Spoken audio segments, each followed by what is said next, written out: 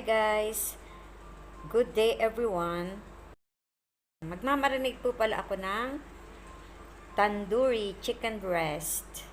So, for my husband. Kasi nagkikito diet siya. So, kailangan parati akong may nakaready na marinade.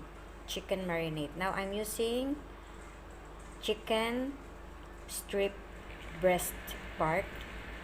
Yan, kailangan ko ng mga garlic, black pepper, olive oil, at saka yung mga pinakita kong mga spices na nauna. Kaya pagsasama-samahin lang po natin to. Tapos, ilalagay na natin yung chicken.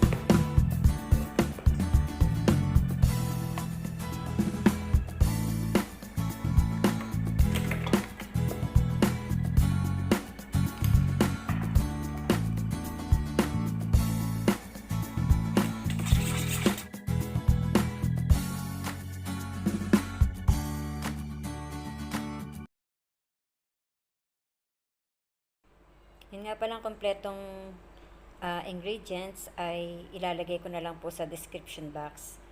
Thank you.